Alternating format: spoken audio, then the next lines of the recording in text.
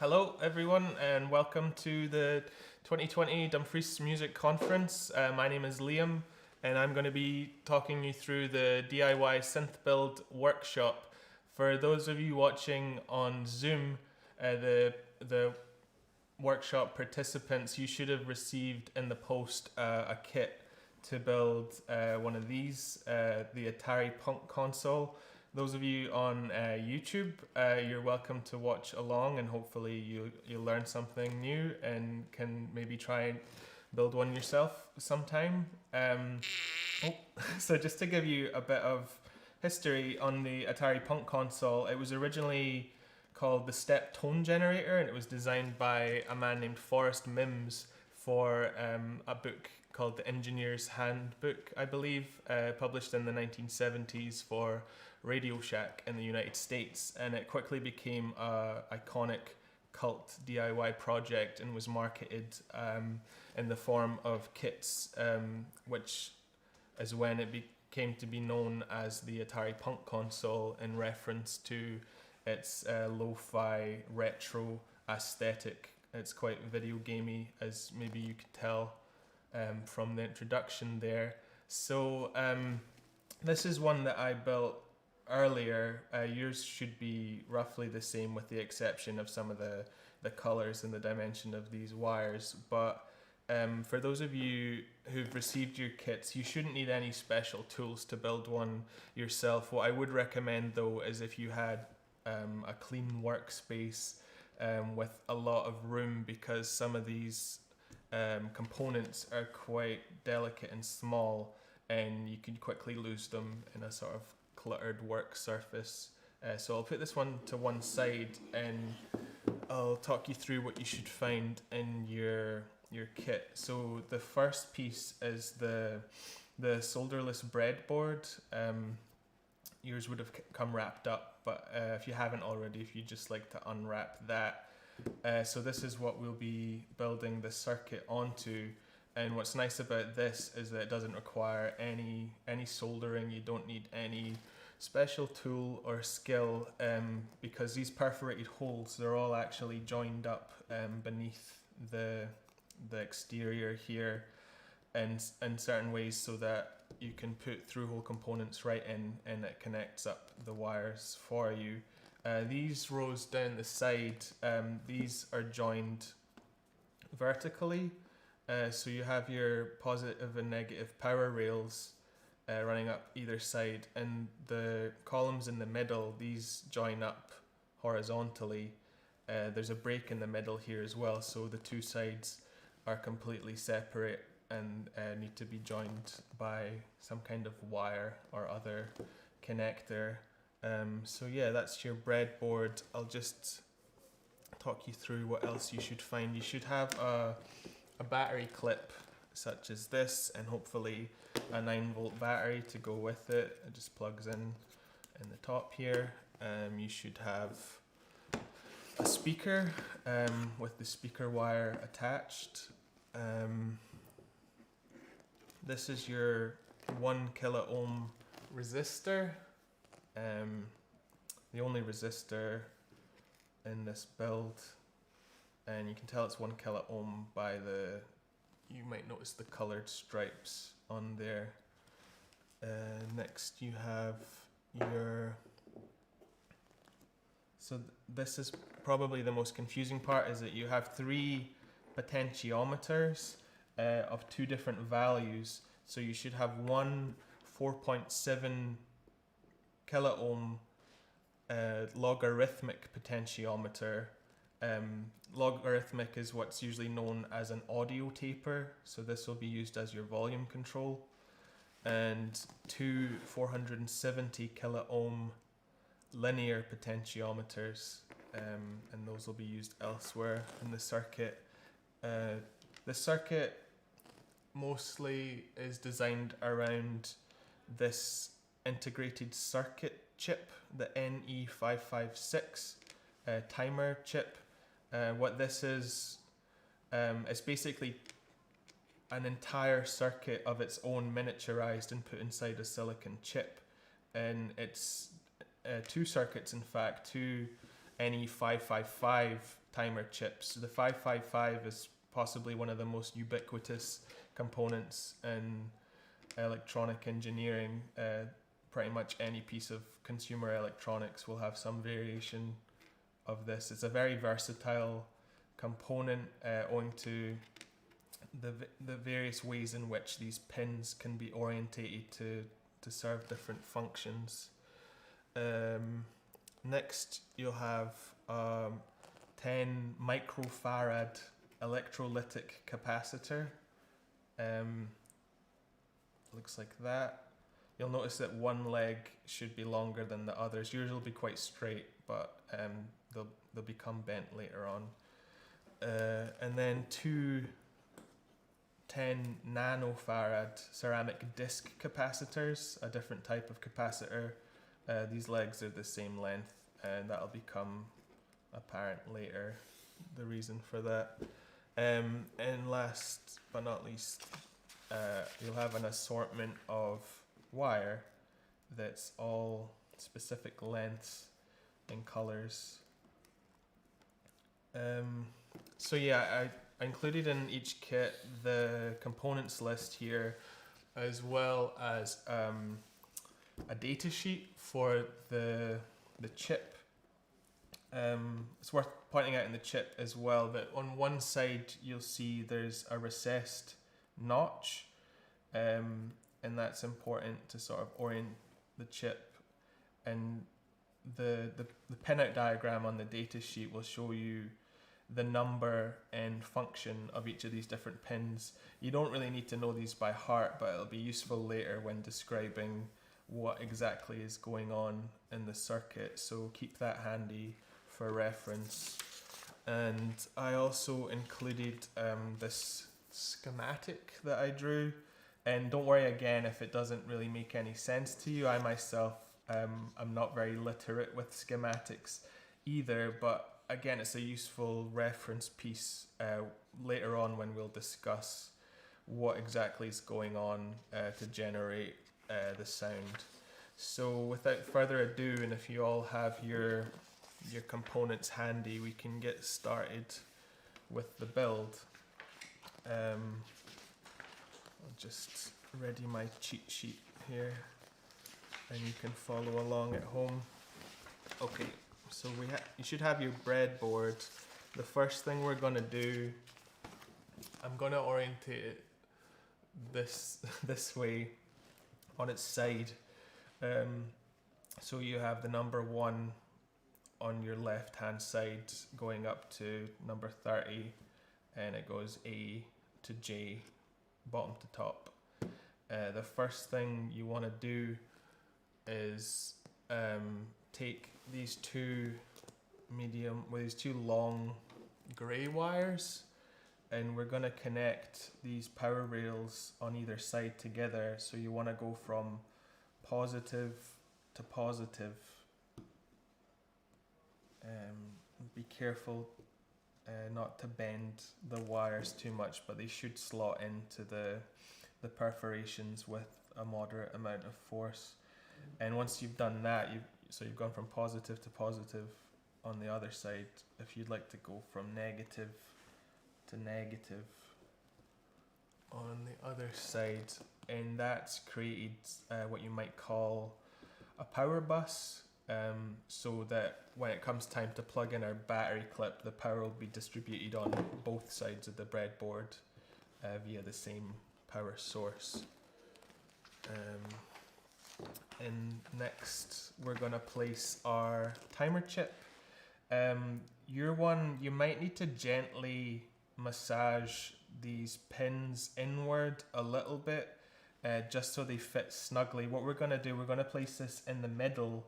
It doesn't really matter where along, but for the purpose of this build, I think we'll put pin one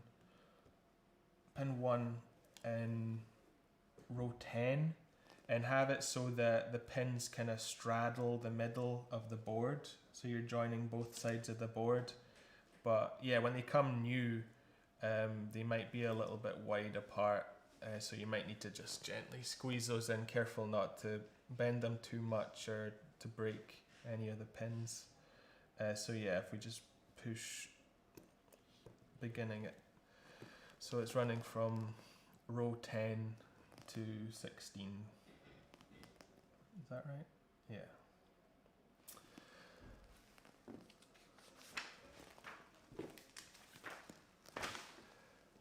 So the next thing we're going to do is we're going to supply power to the chip from the power rails.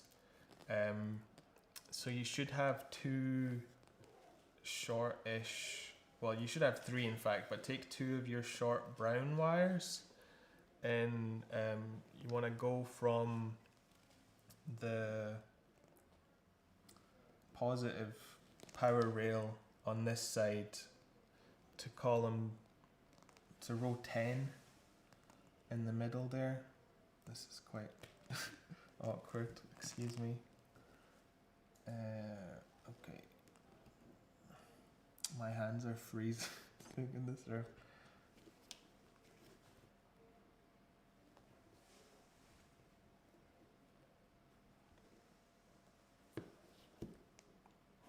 Mine are a bit bent because I've used them repeatedly, but yours should be nice and at right angles. So let's try this one. It should work at that. Anyway, just try and gently push them down into the hole. So yeah, positive rail to pin 10, and then another one to row 15. Positive, oops, to 15.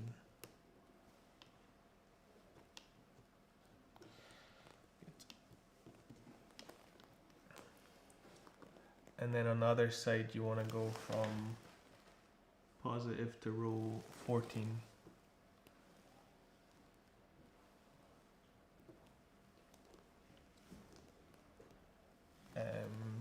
With your grey, you should have a shorter grey. You should have three short grey ones.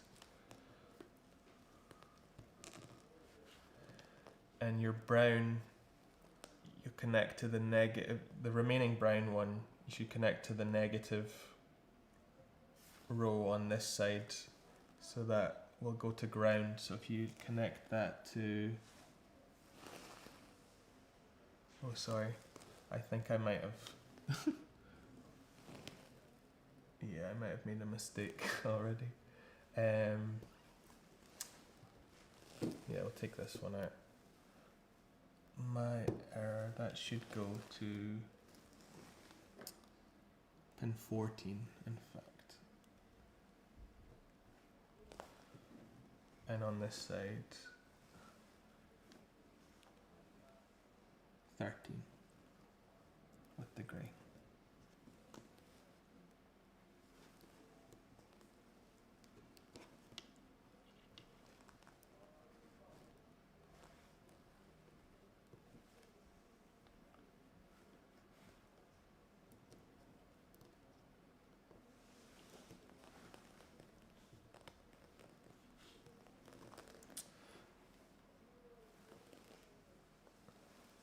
And 16 to ground. Oops.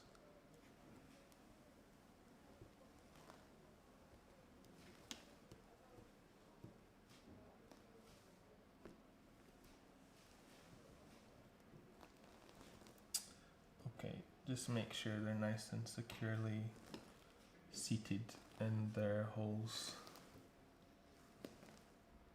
Double check. I should also double check.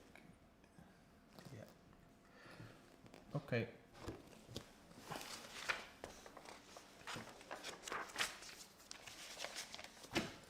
So the next part you're going to need is your resistor. You don't need to worry about which side you plug in where, because the resistor, it doesn't have any polarity. You'll see if both legs of the component are the same length, that usually indicates that there's no polarity. And different resistors will have different combinations of these colored stripes, and by that you should be able to tell their value. So again, this is a 1 kilo ohm resistor, and basically what a resistor does is just a tightly wound piece of not very conductive material which resists literally the flow of electricity through the circuit. So you want to connect this up from pin 1 on the IC chip, so that's row 10, to pin 6 in row 15. Just like so. Yours, yeah, I forgot to mention, yours will probably come straight like this, so you'll need to bend these legs gently to right angles, being careful not to break them off completely, just so you can easily slot them into the holes on your breadboard.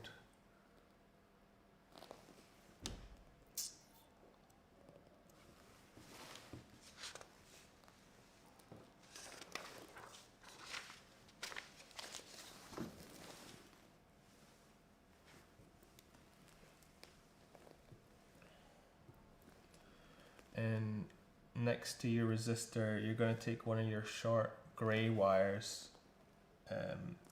So in row 15, just in column C, the next one along, take the green wire and patch that up to row number 11 in the same column, column C.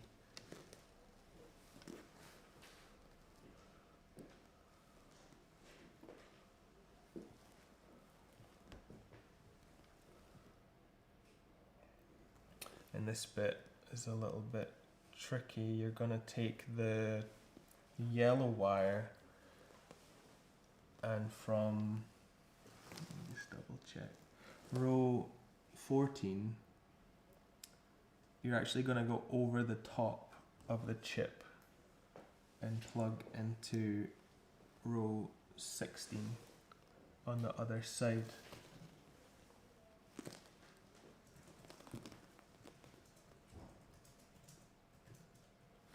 Okay, the resistor, yeah, just to, you'll see here from row number 15, column B, to row number 10, column B.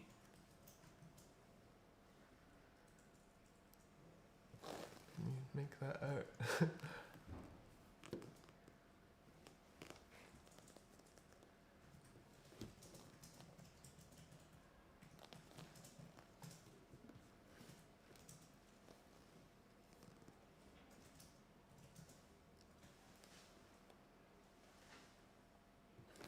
In the next part, you're going to find a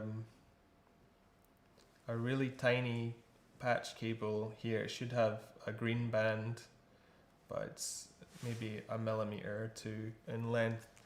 You're going to use that. To patch between, let me see, it should be rows 11 and 12 in column H.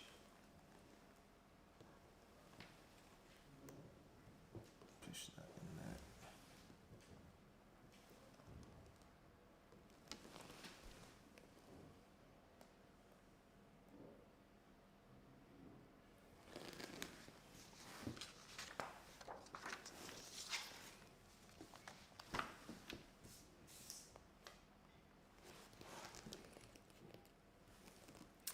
So for the next part, you'll need your 2 ceramic disc capacitors. Those are the small orange circular ones, and again, the legs are the same length, so there's no polarity to worry about. You can plug these in whichever orientation. So the first one is going to go from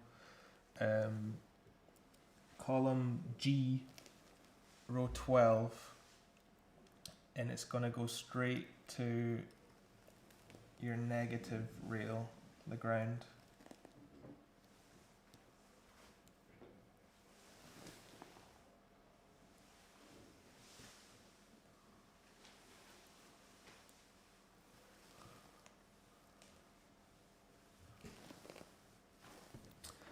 And the second one from row 11, column A,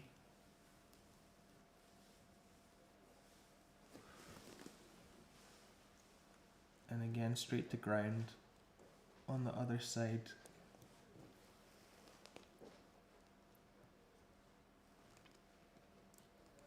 And these are functioning as what is called a decoupling capacitor, and basically they're filtering any excess electronic noise away from the circuit straight to ground from the pins that aren't actually in use in this circuit.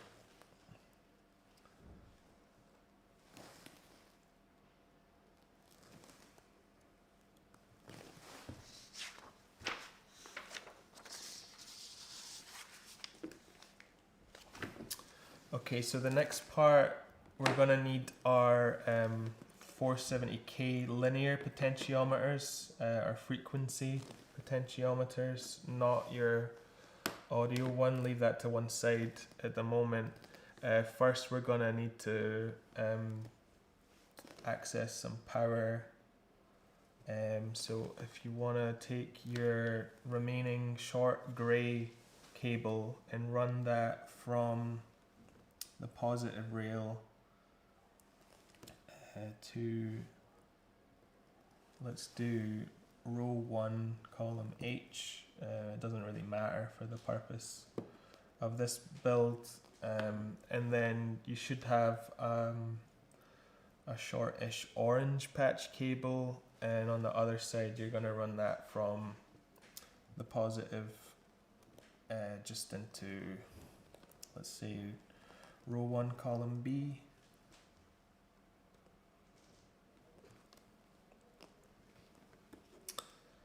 And so those should line up with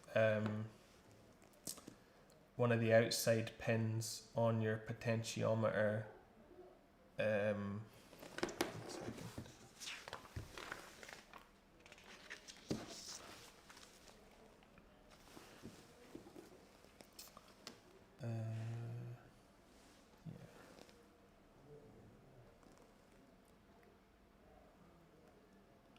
But before we do that, you should also have a blue and a green wire left. So if you want to count down, these should line up with the other pin on the potentiometer. So this one, you'll see the right pin will line up with the power cable, and your other remaining cable should line up with the other outside pin. So if you push that in there, and that needs to be going to row 11.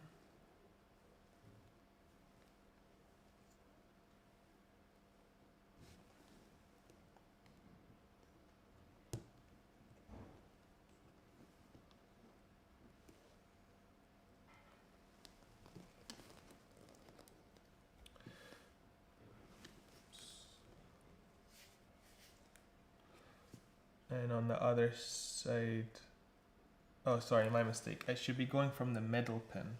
Yeah, I wondered that. Yeah, so column F, row 3, from column F, row 3 to column G, row 11.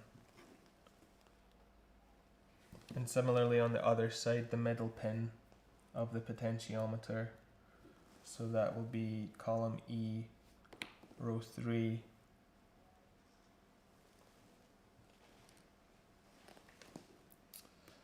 To column E, row 10, pin number 1 on the IC. And once you've seated those cables, you can put in, just double check that's written on the top there. You might be able to work out, it should say B470K, that those are your 47K ohm linear potentiometers.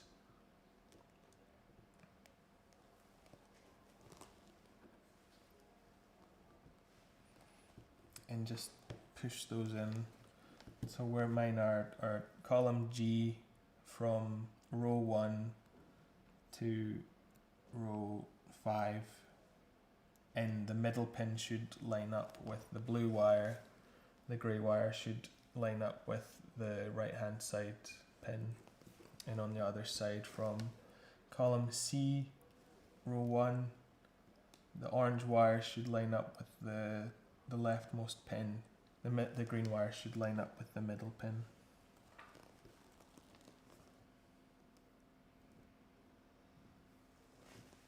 And what the potentiometer is, it's basically the same as a resistor, but you can control the amount of resistance through this sweep.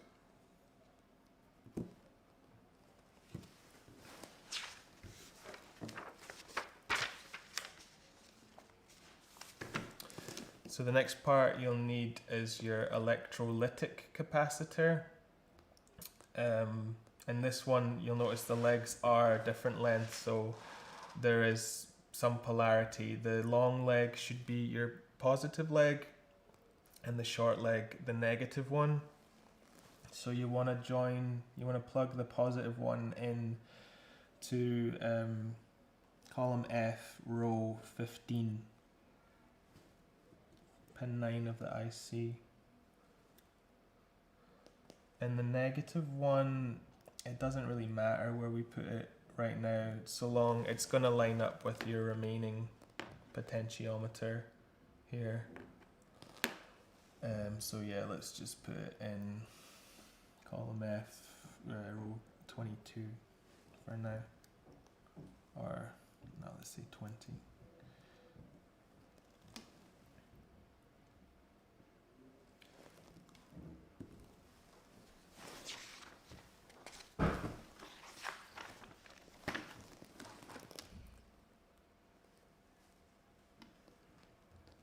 And so yeah, the last piece you'll need is your 4.7K logarithmic potentiometer. This will be the volume control.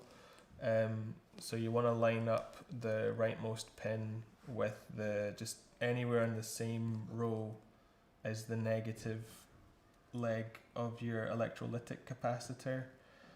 You might want to put it a little bit further away just so it's not touching, because that might cause a short. One thing about the potentiometers as well is that these pins are a little bit wider. They might not fit quite so easily in the holes, but with just a moderate amount of force, they should slot in nicely.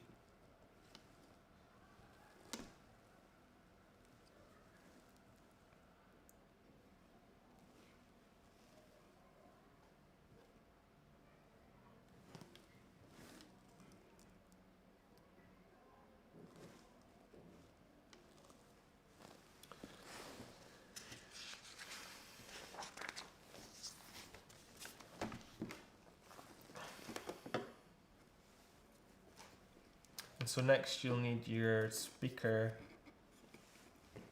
The speaker, you'll notice on the back it does say positive and negative, but there isn't really any pre-existing polarity with the speaker, but once it enters the circuit it will naturally just sort of assume a polarity, but in this instance it doesn't really matter which wire terminal you plug into which end. So I took the time to cover the because this is a different type of wire. This is copper wire rather than a solid core wire, a nickel wire like the patch cables used here. But I did a process called tinning these tips just so they stay together better, but that might mean that they're a little bit wider than usual, so might need some additional force when placing them. So basically you want to go from the middle pin on your volume potentiometer, which in my case is in row 22. Just anywhere on that row should do. Just a little bit of force. Okay, that should work. And the other end just goes straight to ground, so anywhere on your negative power rails on either side really. I'm just going to put mine down here out of the way.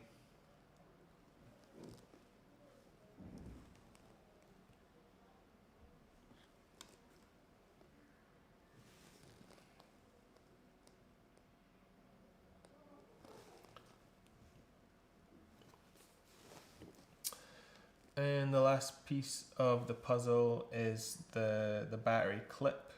And this can basically go anywhere on your power rail again, so long as you want to connect the red wire terminal to your positive power rail.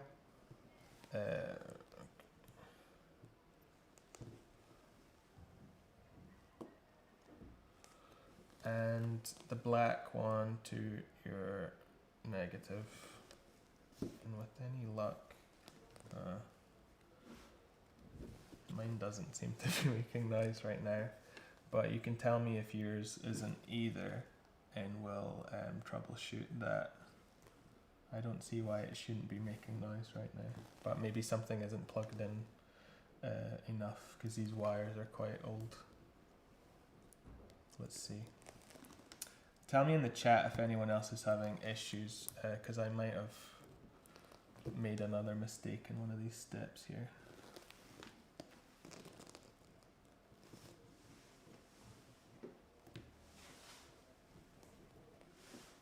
No noise from Alice. Okay, let's see. Let's review.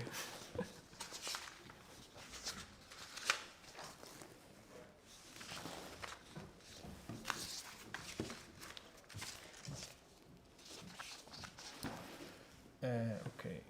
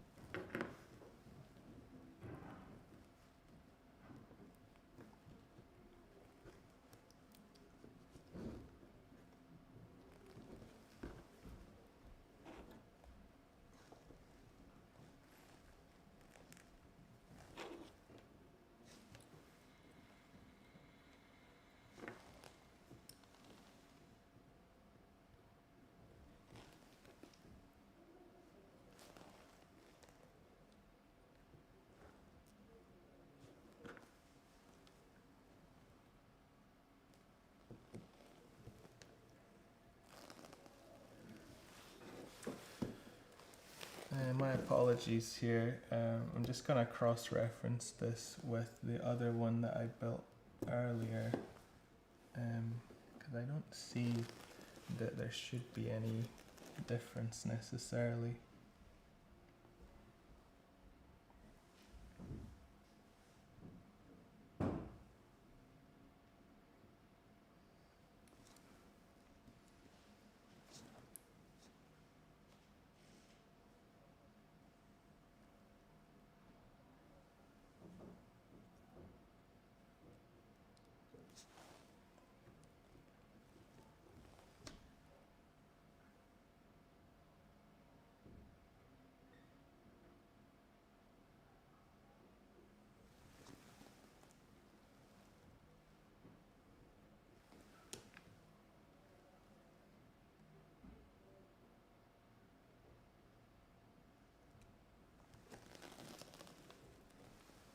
large green go and the small green. Okay, so the large green should be going from, hold on a second, from the middle pin of your potentiometer on the left here, the middle pin being this one, to pin 1 on the IC chip.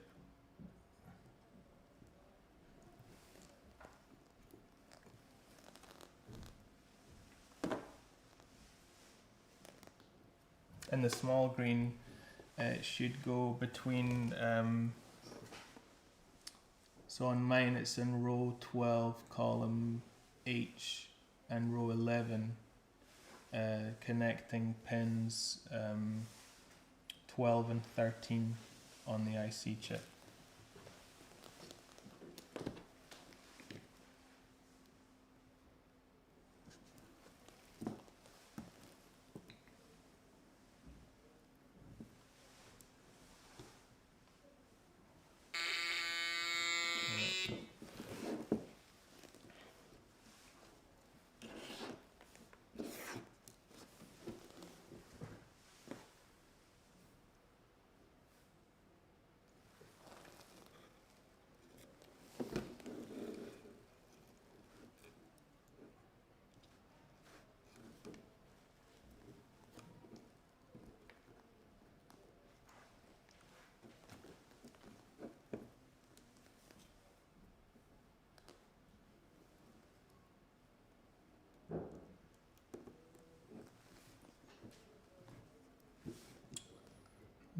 That's odd.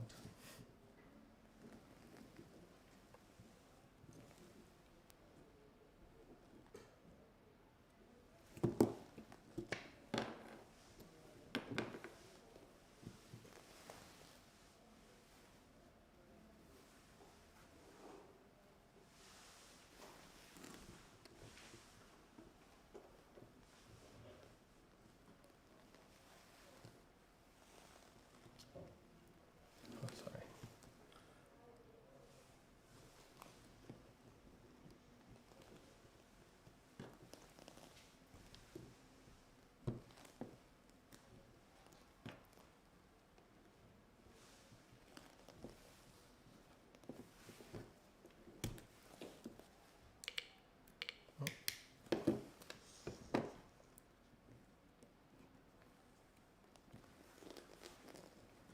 Three small grey ones. Okay. The first one should be supplying power, so from your positive rail, it should be supplying power to pin 4 of your IC, which for me is on row 13.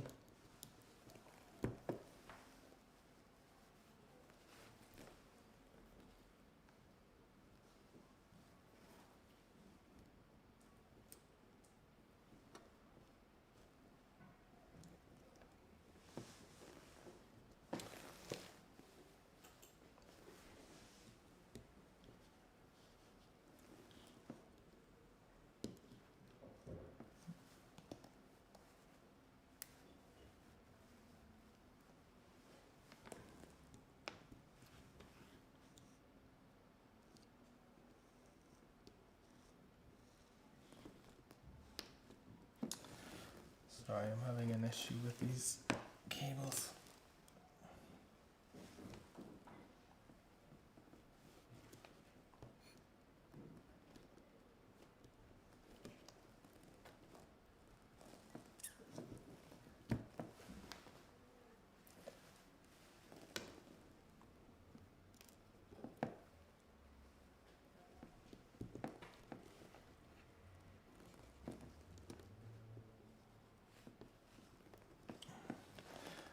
The other grey ones, one should be supplying power from your positive rail on this side to the rightmost pin on one of your frequency potentiometers. Here it's column H, row 1, and the remaining grey should be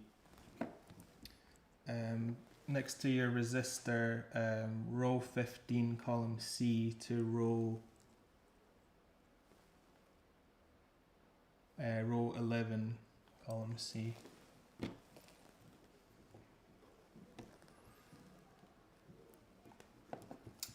don't seem to be getting any sound.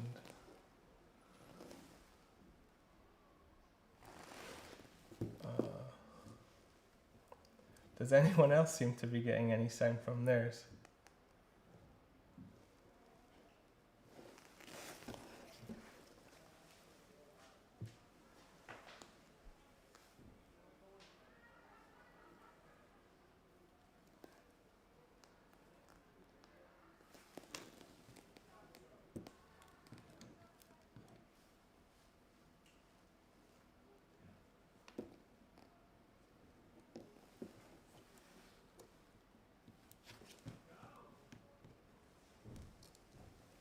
That should be going to the positive rail.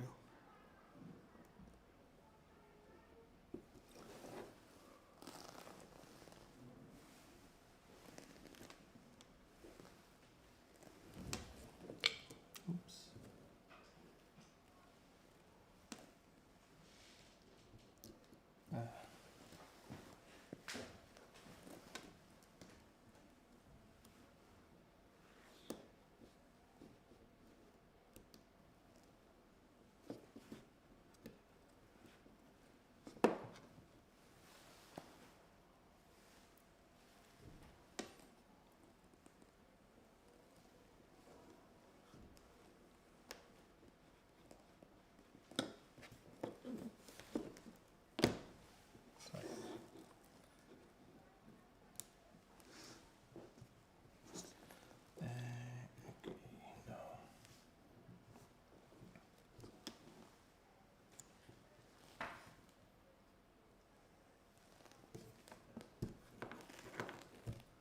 Excuse me while I just completely disassemble this and attempt to put it back together.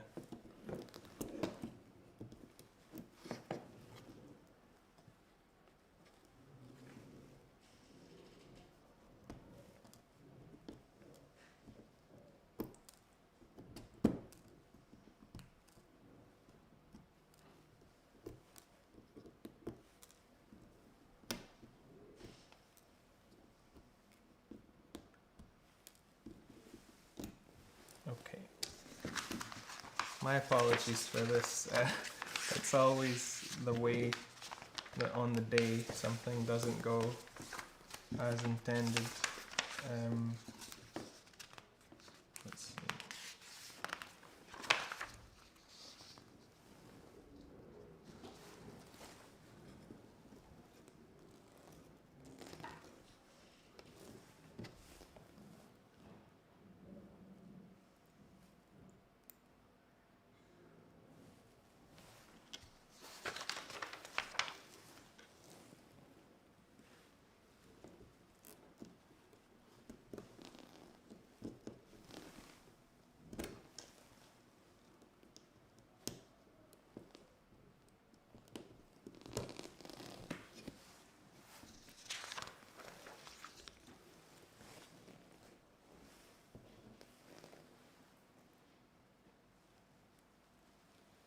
If anyone has any additional questions in the meantime, I'd be happy to try and keep up with those.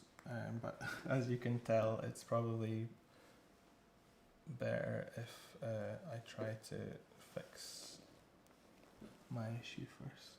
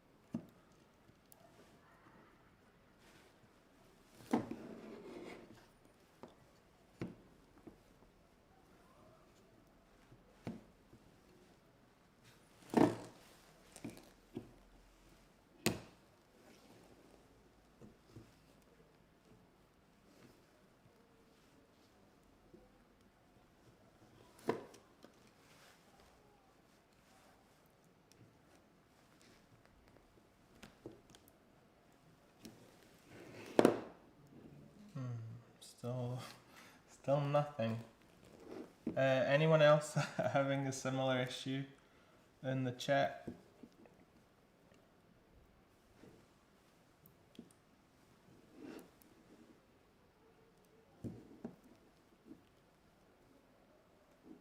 Yes, Alice. Anyone else?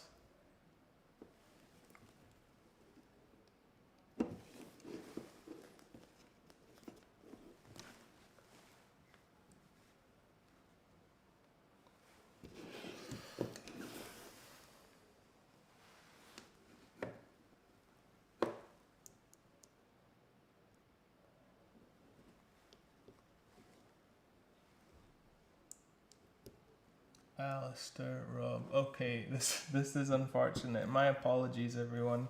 Let's see if my original even is working.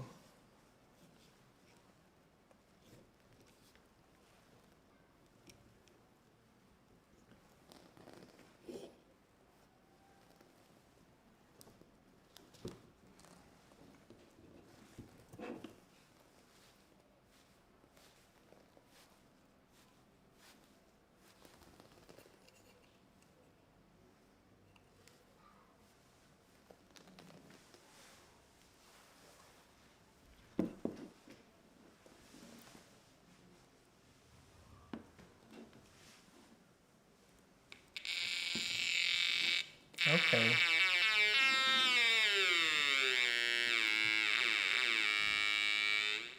So, yeah, the one I showed you earlier still seems to be working. Obviously, maybe there's an issue with one or more of the components, or maybe it's just something went awry in my demonstration there. I'm not sure if we have time to actually fully problem solve that one at the moment, but everyone who participated in the workshop, we can figure something out later, and we can figure out what went wrong, and email you detailed instructions on how to fix that. But my apologies for your disappointment this afternoon. Obviously, it's just the way of live instructional media, it seems. But yeah, had all gone to plan, you would have had something that sounds something like this. I can take some time quickly just to try and explain what's going on in the circuit. So if you refer back to the schematic I gave you earlier, you'll see that pins 2 and 6 of the IC are conjoined, and similarly pins 12 and 13. And referring to the Wikipedia article for the 555 timer chip, you'll see what that means for. So basically, what the 556 chip is two 555 chips joined in parallel. And by wiring them this way, you have one acting as what's known as an astable electronic oscillator. So it's just consistently pumping out a sort of clock source. And the other is what's known as a monostable RC circuit, which is generating a pulse, the width of which can be modulated using one of the potentiometers. And if we had an oscilloscope, you'd be able to see what was going on. But basically, the first circuit, your astable oscillator, would be oscillating at a steady frequency, generating these trigger pulses. And referring to the schematic again, you'll see that pins 5 and 8 are also joined together. And so the left-hand side of the circuit is actually triggering the right-hand side. So the left-hand side is generating these trigger pulses, and the right-hand side has these pulse waves, which is what's actually generating the sound. And if you were to increase the frequency of the trigger pulses and increase the pulse width of the pulse wave, you'd actually see that each pulse extends beyond multiple trigger sources. in which case the audio that you hear would be subdivided along what's known as the subharmonic series. So that's the scale that you would hear. But yeah, I think we're unfortunately coming up on the end of our allocated slot here, so I'm sorry that I wasn't able to generate a working circuit myself, and it would appear that more than a few of you at home are also having a similar issue. But as I say, I'm gonna spend the rest of the afternoon scratching my head to figure this out, and I'll put together some detailed instructions for everyone at home. So hopefully you can get yours working too. But thanks very much for tuning in and for the interest to begin with. Hopefully you'll have the full DMC program ahead of you. Thanks very much for attending, and thanks for your understanding. Yeah, I'll speak to you soon.